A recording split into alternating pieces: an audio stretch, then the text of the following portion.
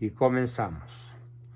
Bien, amigos, pues de acuerdo a lo prometido en la sesión de lunes, hoy vamos a continuar con la postura realista. Yo estoy bien, tú estás bien, pero considerando todos los entes, incluyendo desde luego al ente más concreto y más demostrable que existe, que es Dios. ¿Sí? De tal manera que en la postura existencial realista, el incluir a Dios es obligatorio.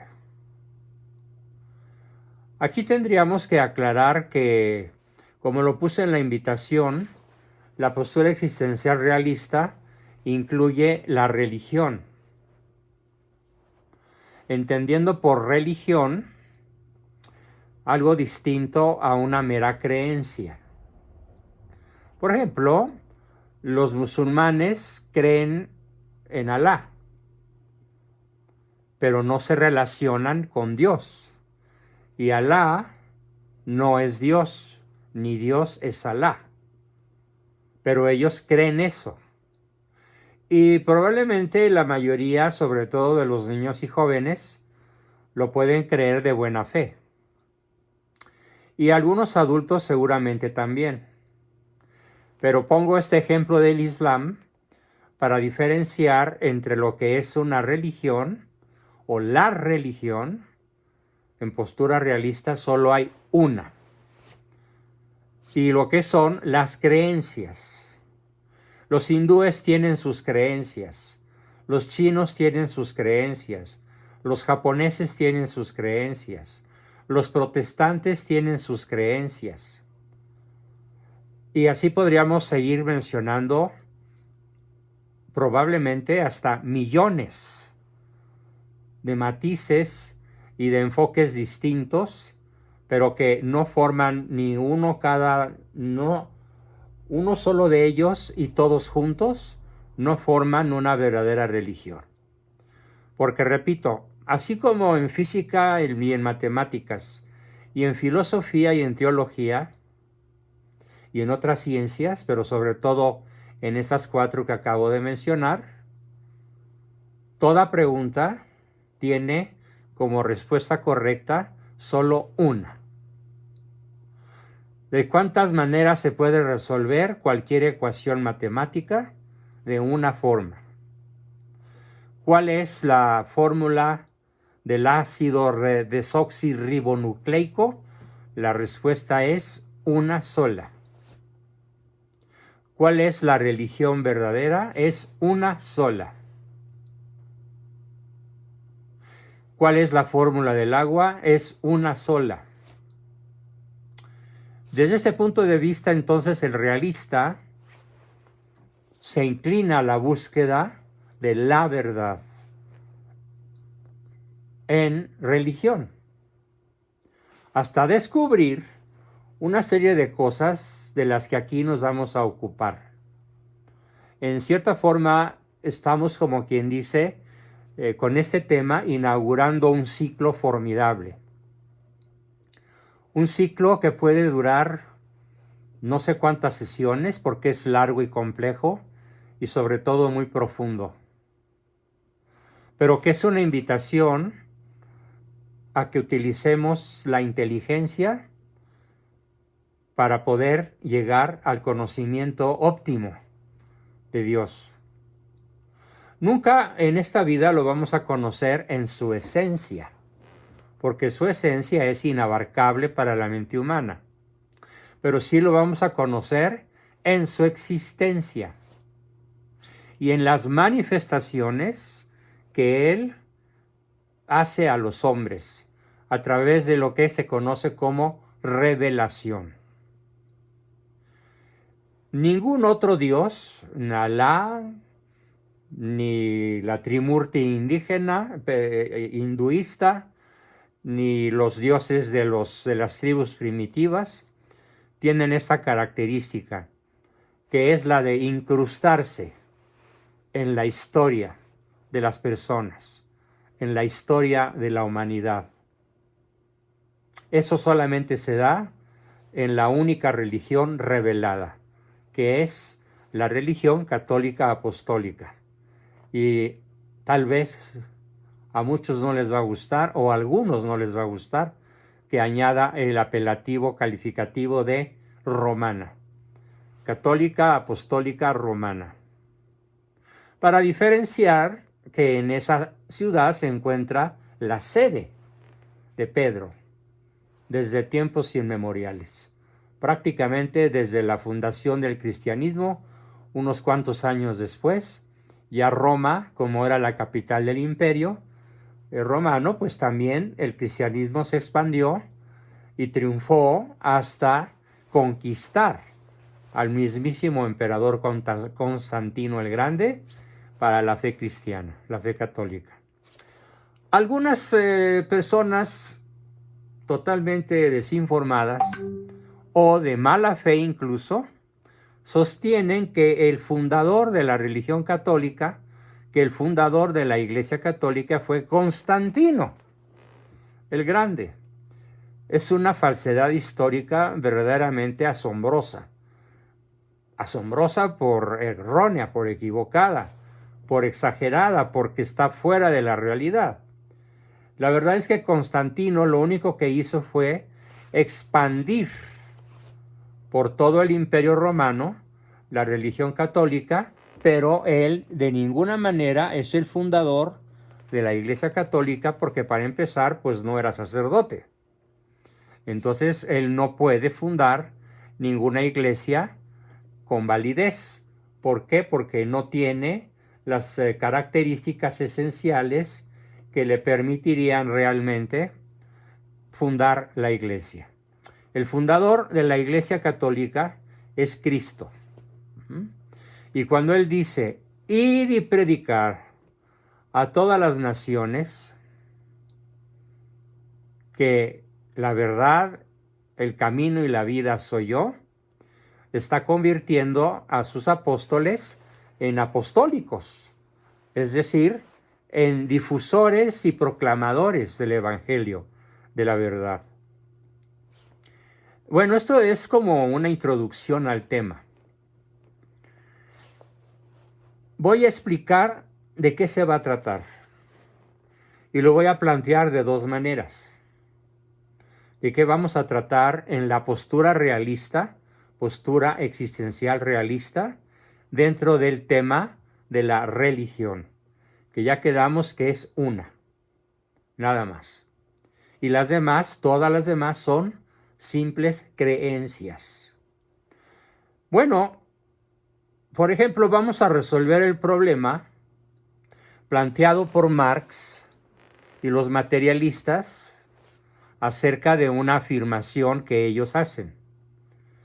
Esta afirmación la hacen de una manera muy vigorosa, de una manera dogmática. Ellos que tanto critican al dogma, que tanto se quejan del dogma, en realidad establecen otro dogma. Y el dogma que establecen es el dogma de que la materia es eterna. O sea, la materia, según estos, no tuvo principio ni tendrá fin. Vamos a revisar si esta tesis es sustentable. ¿Pero desde qué punto de vista? No desde el punto de vista estrictamente religioso. Porque un problema de física y química no se resuelve con una respuesta de orden teológico. Sí se resuelve con una respuesta de orden filosófico y todavía más de orden científico. Y veremos en su momento por qué la materia no es eterna y por qué la materia no puede ser eterna y por qué la materia necesitó un creador para ser, para existir. No estoy ahorita demostrando nada, solo estoy afirmando que vamos a demostrar científicamente, racionalmente, filosóficamente, que la materia no puede ser eterna. ¿Por qué? Lo veremos. Segundo tema aparte del que acabo de mencionar.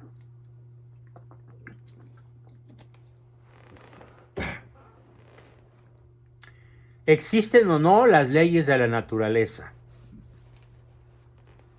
¿Qué tan precisas son? ¿Qué tan exigentes son? ¿Qué podemos esperar que ocurriera en la Tierra si, por ejemplo, la temperatura promedio del globo terráqueo se elevara tan solo en 2 grados centígrados? O si descendiera tan solo su promedio en 2 grados centígrados, según las diferentes temperaturas de las estaciones que tienen un máximo y un mínimo. ¿Qué sucedería si no existiera algo así, como lo que es apasionante que incluso nuestros niños conozcan, desde que tengan uso de razón, que se llaman las constantes cosmológicas, que entran dentro del tema de las leyes de la naturaleza? Yo quisiera que fueran pensando con avidez, con entusiasmo, con emoción, ¿qué pasaría con un niño que desde muy tierna edad, por ahí de los 7, 6, 8 años, conoce estos temas y puede discutir con sus profesores incluso, como a mí me tocó hacerlo, no en la primaria, pero sí en la secundaria, de este tipo de temas?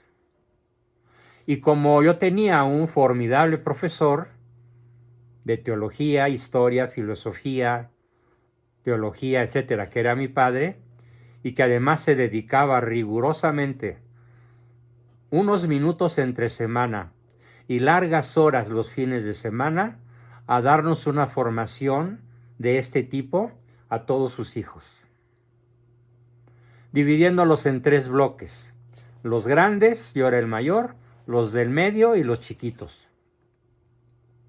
Fuimos 12.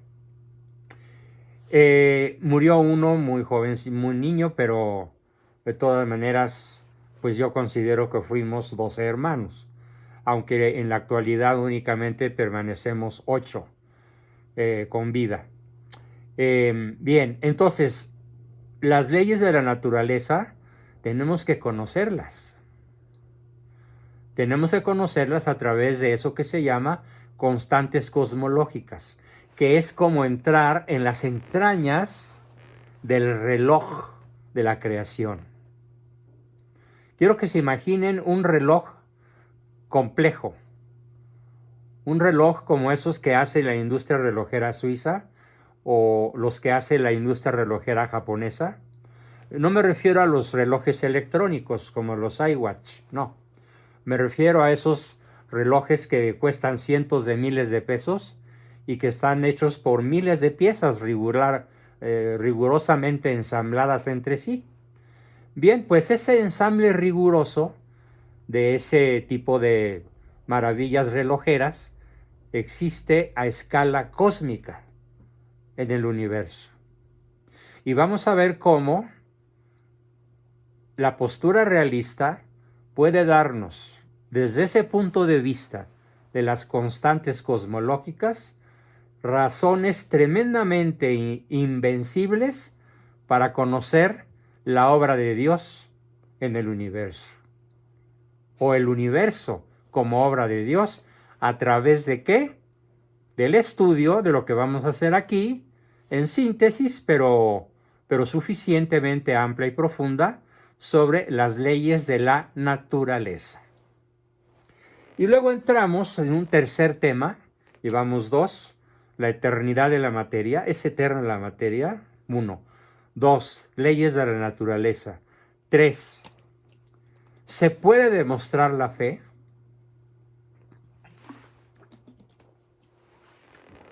¿O simplemente hay que tener fe sin demostración? No, la fe es demostrable. Porque como lo vamos a explicar, ya no nada más como lo que dice Santo Tomás. Santo Tomás escribió una frase célebre que dice que la vía regia, ¿qué quiere decir vía regia? El modo principal, el modo más principesco, el modo más extraordinariamente seguro de conocer a Dios es la inteligencia humana, la razón humana. Por lo tanto, vamos a demostrar la fe. Para que muchos de ustedes, y me consta que en este grupo y en todos los otros grupos, hay muchas personas que no saben cómo rescatar a sus hijos que ya perdieron la fe. Porque los padres, y qué bueno, los llevaban a misa desde pequeños, hicieron la primera comunión desde pequeños, los llevaron al catecismo desde chiquitos, pero por ahí de los 14 o 15 años se empezaron a emancipar, empezaron a huir, empezaron a desbandarse respecto de la fe de sus padres. Y sobre todo, en la mayoría de los hogares mexicanos o latinoamericanos, la fe es transmitida por la madre. Pero a pesar de que esto es un acto noble y es un acto de muy buena fe, desafortunadamente la inmensa mayoría de nuestras queridas mamacitas carecen de los conocimientos necesarios para poder demostrar la fe. Y como no tienen ni los argumentos, ni los conocimientos, ni el modo pedagógico, didáctico, académico que les permita celebrar discusiones de alto nivel con esos hijos que empiezan a apostatar de la fe, pues los hijos acaban yéndose. Y ahorita en estos momentos de mi vida profesional tengo contacto con algunas docenas de personas que me están pidiendo eventos para sus familias, o sea, para poder rescatar a ese hijo ya casado de 35 años, arrejuntado con su pareja o con sucesivas parejas, y que incluso llega a blasfemar y que incluso llega a burlarse o a ridiculizar la fe de sus padres. Y por el otro lado, el padre, que no transmitió nada, porque desgraciadamente en la gran mayoría de nuestros hogares, el padre es una figura que brilla, pero por su ausencia. ¿Por qué? Porque si bien nos va, anda trabajando. Anda en el bosque partiendo la leña para mantener el fuego del hogar encendido, fuego que la madre se encarga de atizar, pero el que trae la leña es el padre.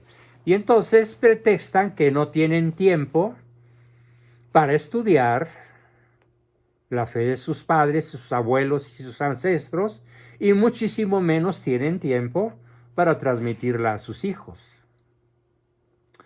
Yo no sé cómo Dios me concedió el privilegio de tener un papá ultra trabajador, una mamá también muy trabajadora, imagínensela con 12 chamacos, con un promedio de diferencia de edades de 1.8 años entre uno y otro, como promedio, pero que tenía tiempo para tocar el piano, para leernos a Shakespeare, mientras con una mano tenía el librote de Editoriales Pasacalpe, de 1000 hojas, y con la otra meneaba la olla de los frijoles o de lo que estuviera cocinando, y nos transmitía ese tema de la racionalidad de la fe y de la demostración de la fe. Y entonces tanto papá como mamá tenían esas características. Bueno, entonces yo me considero obligado a hacer lo mismo que hicieron conmigo mis padres, hacerlo con todas las personas de buena voluntad que se acerquen a ser seguidores de mis filas. ¿Para qué? Para que puedan demostrar la fe y convencer vía racional a sus hijos para que vivan la fe. ¿Pero por qué? ¿Por qué es tan importante la racionalidad de la fe? Por una sencillísima razón. Porque una vez que la mente se abre a una dimensión que le era desconocida, le resulta absolutamente imposible regresar a su dimensión original. Ya abierta al conocimiento, no puede, dicho a la mexicana, hacerse pato, hacerse el menso, hacerse como el que no sabe, porque ya sabe. Y aquí no estamos diciendo ya cree, sino que ya sabe. Y no es lo mismo saber que creer. Y una vez que se conoce, ya no se puede regresar a no conocer. En cambio, cuando se cree en algo o en alguien, se puede perder esa fe en alguien o en algo. Sobre todo cuando no se tiene el sustento racional, el vínculo racional con ese ser en el cual creo. De ahí que entonces, todavía siguiendo con la línea de Santo Tomás, vamos a profundizar en aquella famosísima frase de Santo Tomás que dice: intelligo ut credo, credo ut intelligo, que quiere decir, traducida al castellano, entiendo para creer y creo para entender. Y se vuelve un círculo virtuoso en una espiral en ascenso hasta llegar a Dios. Qué difícil es en la época actual, en todos los ambientes donde nos movemos, qué difícil es hablar de Dios. Es un tema del que muchos se avergüenzan, frente al que muchos se paralizan y ya no hayan qué hacer, qué decir, o cómo enfrentarlo, cómo manejarlo, cómo comportarse, porque, pues, en realidad, en general, el ambiente se vuelve hostil en cuanto uno se atreve a hablar de Dios. Sin embargo,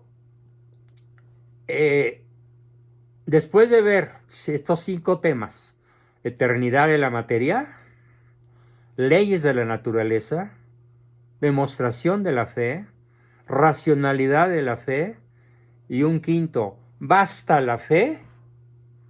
No, hay que saber. Intelligo ut credo. Dios nos hizo inteligentes. Dios nos hizo capaces de entender, comprender y asimilar su existencia.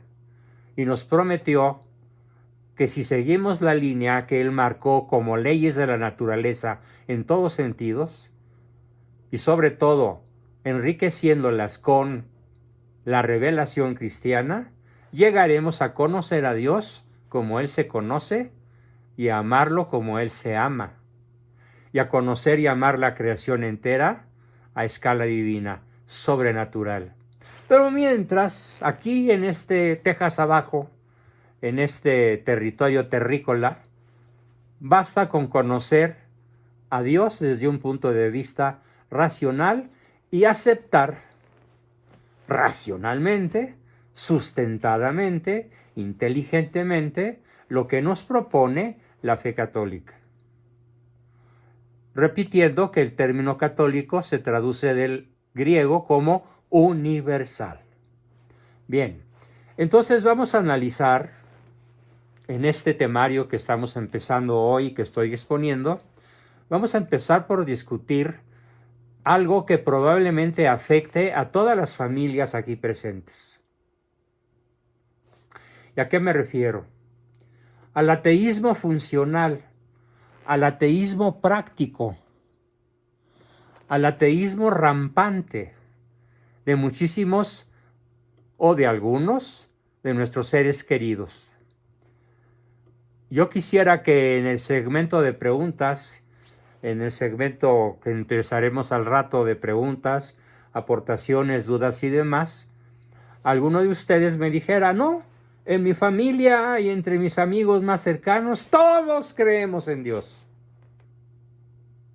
Sería un garbanzo de la libra.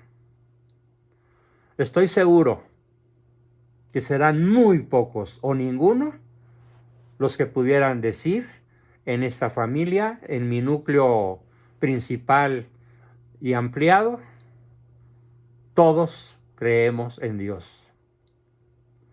¿Por qué? Porque la constante sociológica, cultural o anticultural de estos momentos del posmodernismo, que ya se instaló plenamente en todos los ámbitos de la vida del mundo, de la vida del hombre en el mundo, el ateísmo ya es una forma de vida. Es más, es un ateísmo militante. Es un ateísmo que toma partidos políticos, como en el caso de Morena, o como en su momento el PRD y el PRI. El único partido que en sus estatutos llegó a reconocer el destino eterno del hombre fue el Partido Acción Nacional. ¿Y qué creen? Porque a mí me tocó redactar los principios de doctrina del PAN en el año 1997. Y fueron lanzados con pombo y platillo en la torre más alta de la Avenida Insurgentes, en la sede del PAN, una sede alterna, con bombo y platillo, con una enorme asistencia de miles de personas. Allí cabían 5,000 probablemente, aunque tal vez no estaba del todo lleno. Aunque después, desgraciadamente, y es lo que estoy diciendo, empezó el posmodernismo a carcomer a los jefes, a los líderes, a los representantes locales de los diferentes estados del país, hasta que llegó un momento en el cual, a pesar de que los estatutos que yo redacté, los principios de doctrina que yo redacté para el Partido Acción Nacional siguen vigentes, en la práctica, la inmensa mayoría de sus dirigentes y muchos de sus militantes han perdido la fe y han entrado a un ateísmo práctico. De ahí la enorme importancia entonces de rescatar, de proclamar la verdad. No se trata de decirle al otro, tú estás mal y yo estoy bien, porque yo sí sé y tú no sabes, porque yo sí creo y tú no crees. No. Hablaremos de la forma en la cual podemos rescatar a esas personas que fueron bautizadas en su inmensa mayoría, cuando menos según el INEGI, en el 92%, y después a lo largo de su vida de jóvenes, adultos y ya hombres maduros, perdieron la fe. Allá en el fondo de su alma, en el fondo muy escondido de sus circuitos neuronales, Dios tiene una lucecita todavía prendida. Pero a la hora de tomar decisiones, el gran ausente es Dios.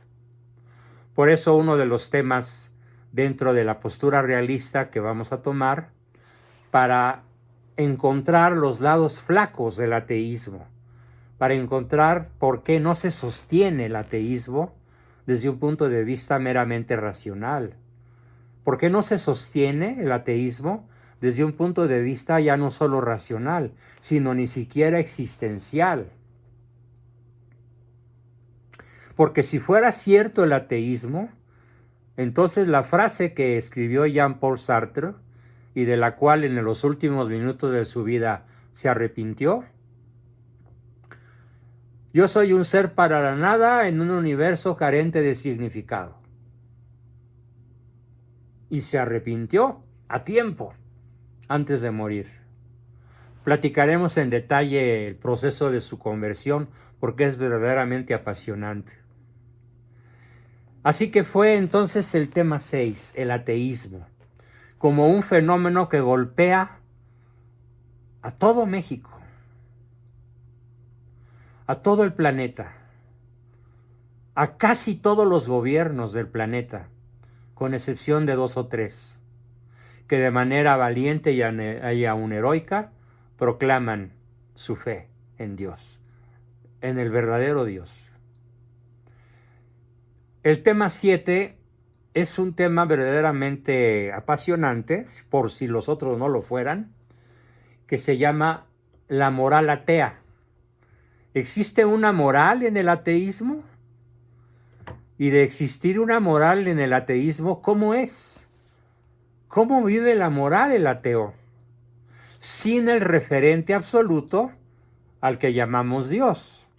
¿Cómo es la moral del ateo? Sin ese referente que el católico acepta como fundamento de la ética, de la moral, pero sobre todo de la ética. Que por si alguno de ustedes no recuerda la definición de ética, la digo rapidísimo. Es la ciencia que estudia, la ciencia parte de la filosofía que estudia y determina la bondad o maldad de los actos humanos libres en función de su último fin. Entonces vamos a estudiar la moral atea en función de qué se sustenta. Si la moral y la ética cristianas se fundamentan en el último fin de la especie humana, entonces yo preguntaría, ¿en qué se sustenta la ética, si es que existe, o la moral, las costumbres buenas? Sí, algunos ateos tienen buenas costumbres, pero ¿en qué se sustenta su moral? Va a ser verdaderamente, bueno, hasta divertido encontrar cómo responden ellos, cómo sustentan, entre comillas, ellos, su moral. Lupita pregunta que casi no escucha, pues seguramente eres tú. ¿Hay alguien más que no escuche bien?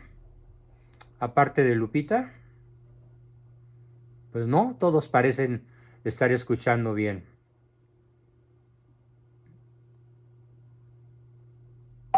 Sí, ¿verdad?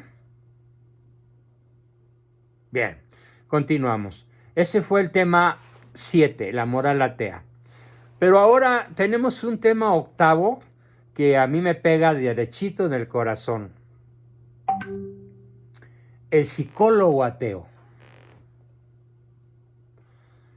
Puedo decir sin temor a equivocarme que de cada 100 psicólogos que en estos momentos están frente a un paciente el cual les está contando sus problemas, frente a un paciente que está desnudando su alma, frente a un paciente que no sabe qué hacer con su vida, que pide orientación psicológica para manejar la educación de sus hijos, para tener la posibilidad de realizar una vida en pareja estable, con un amor sólido y para siempre, unitivo, incondicional. ¿Qué va a decir el psicólogo ateo? Una de ustedes acaba de subir un mensaje al chat. Escribió cuando escuchó este tema. Puso, ¡ay, Dios mío! Pues sí, Estela. ¡Ay, Dios mío!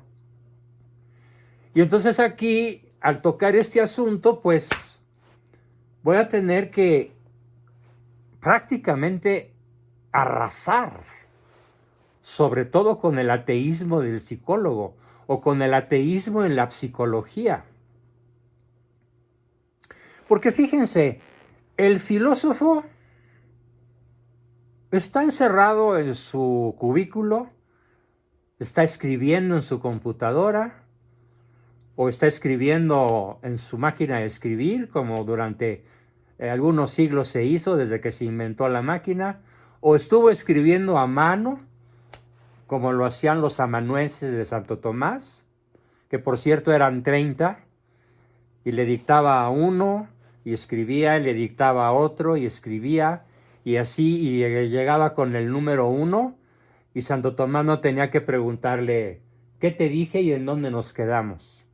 Él se acordaba de qué seguía con cada uno de los amanuenses que escribieron la Suma Teológica, un gigantesco libro que es probablemente el más importante escrito en la historia de la humanidad después de la Biblia. El filósofo, pues, trabaja solo y tiene impacto fuerte en ciertos segmentos de la sociedad muy reducidos que tienen acceso a sus ideas. Porque compran sus libros, porque van a sus conferencias, porque entran a sus círculos de discusión, en los que generalmente no hay más de un par de docenas de personas. El filósofo trabaja solo. Pero ¿qué tal el psicólogo? El psicólogo está sentado frente a alguien que confía en él y le confía su vida, sus problemas, su ansiedad, su angustia, sus traumas, sus terribles experiencias. Por ejemplo, fue violada por su propio padre, o fue violada por un tío al que esa chica quería y admiraba como a pocos, o por uno de sus hermanos. ¿Y qué va a decir el psicólogo ateo? No trabaja solo, como el filósofo. Trabaja con personas, trabaja con gente. Yo les puedo decir que casi todos los que están aquí siguiéndome dieron conmigo porque andaban buscando un psicólogo católico. Acuérdense, muchos de ustedes me lo dijeron. Busqué un psicólogo católico hasta que di con usted o contigo, Juan Bosco. Estoy diciéndolo delante de personas que así me lo escribieron en mi chat. Por ejemplo, Estela Buendía dice que buscó esto por años. ¿Sí? Pero ¿qué hubiera pasado contigo si tú hubieras confiado en un psicólogo ateo? Bueno, pues esa es una tragedia. ¿Por qué? Porque el psicólogo ateo lo voy a comparar con un piloto que tiene el volante y que tiene ganas de suicidarse. Junto a él, en el asiento del copiloto, va un psicólogo ateo. ¿Qué hace el psicólogo ateo? Respeta la libertad del conductor para que se mate. Nada más se ocupa de que vaya muy cómodo, de que esté bien sentado, de que tenga el cinturón puesto, de que la luz del sol no le dé de frente. Es más, hasta mete su manita para tapársela si es que no tiene visera para protegerlo de los rayos del sol. El papel del psicólogo ateo es acompañar a su cliente con la máxima comodidad posible hasta que se suicide y se sumerja en el infierno. Claro, el copiloto, antes de que el auto caiga en el abismo, va a saltar del coche, ya está entrenado para eso, y va a dejar que se mate solo. Pero nunca le va a dar una directriz de nada. No le va a decir, esto está mal, esto está bien, piénsalo, por ahí no es por acá.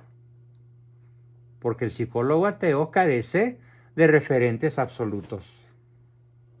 Y considera una violación a la ética profesional, el psicólogo ateo, tomar partido por el bien y declararse en contra del mal. Es probablemente una de las cosas que más sentido le da a la psicoterapia que hace el psicólogo católico, como lo soy. Que el psicólogo católico sí da directrices, que el psicólogo católico realista sí indica la bondad o maldad de los actos humanos, libres, cometidos, realizados por su paciente. Sí toma partido por el bien, la verdad y la belleza. Sí ataca, denuncia, combate el mal, la mentira, la perversidad.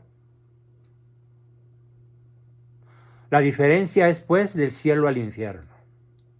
Pero parece mentira que todas las palabras que he dedicado a este tema parezcan muchas, pero no. Falta mucho por explicar para entender la tragedia que es el psicólogo ateo y la enorme ventaja existencial que representa en un proceso psicoterapéutico el psicólogo católico. Este sí te va a dar un asidero sólido para vivir. Yo sí te voy a, no en mí, la verdad no soy yo. Conozco la verdad, pero yo no soy la verdad. Soy verdadero, que es diferente, pero la verdad es Cristo. Y el psicólogo católico se va a atrever a transmitirte desde la postura realista quién es nuestro Señor Jesucristo. ¿Qué hizo por ti y por mí y por todo el género humano? Pero no desde el punto de vista piadoso. Porque ya vimos en el tema que explicaba yo hace rato, que anunciaba yo hace rato, que la piedad de la madre produjo hijos ateos, porque no supo hablarles a la inteligencia.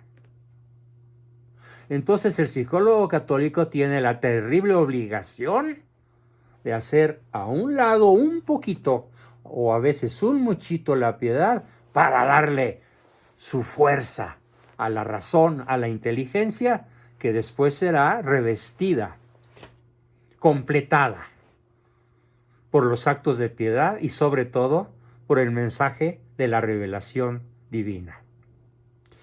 Y bueno, sobre este tema, Dios, veremos su eternidad, su omnipotencia, cómo podemos conocerlo, y un tema en el que espero que haya el triple de personas que hay ahorita, que se llama los planes incomprensibles de Dios. ¿Dónde estaba Dios un 2 de octubre? El famoso 2 de octubre de los estudiantes. ¿Dónde estaba Dios cuando unos guerrilleros incrustados entre los estudiantes comenzaron a matar soldados y lograron hacer caer herido al general que comandaba la tropa? ¿Dónde estaba Dios cuando los soldados, en legítima defensa propia, dispararon a los estudiantes cuando los marxistas trotskistas incrustados en sus filas ya se habían resguardado? ¿Dónde estaba Dios? ¿Dónde estaba Dios? Y cada uno de ustedes tiene una historia que contar de dónde estaba Dios cuando sucedió esta tragedia. Una tragedia que suele ser, como dice el tema, la incomprensibilidad de los planes de Dios, de las cosas que Dios permite que sucedan. Porque nos hizo libres para tomar decisiones. Algunos se van a preguntar, ¿dónde estaba Dios que no permitió, no facilitó o no nos hizo el milagro de que ganara un candidato presidencial buen católico? ¿Por qué no hizo el milagro? ¿Por qué la Virgen no lo hizo? Bueno, Dios tiene planes incomprensibles, cuya incomprensibilidad impide que nuestra limitada inteligencia los pueda comprender.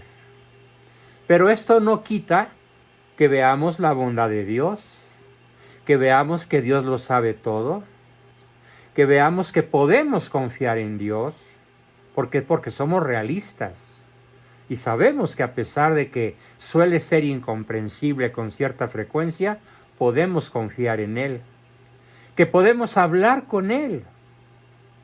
Y sobre todo, que no somos como los islámicos, guerreros,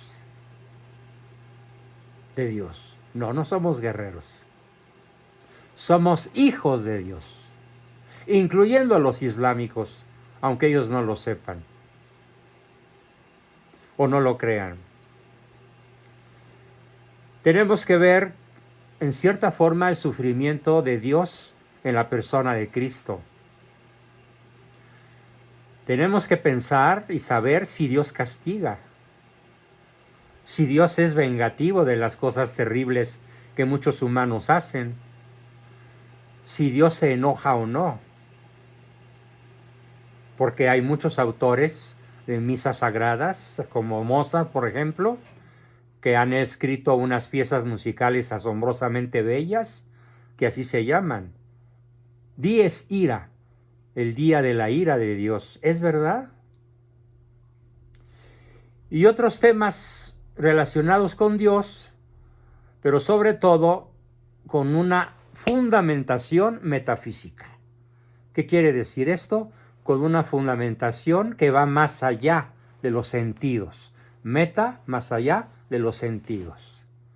Que acude a nuestra facultad principal, que es la facultad intelectual que nos permite pensar, que nos permite deducir, que nos permite conocer racionalmente las cosas más esenciales de nuestra vida desde la postura realista, que son nuestro origen, nuestra identidad y nuestro destino final. Con esto termino mi exposición y comenzamos, desde luego, su participación con preguntas, dudas y aportaciones.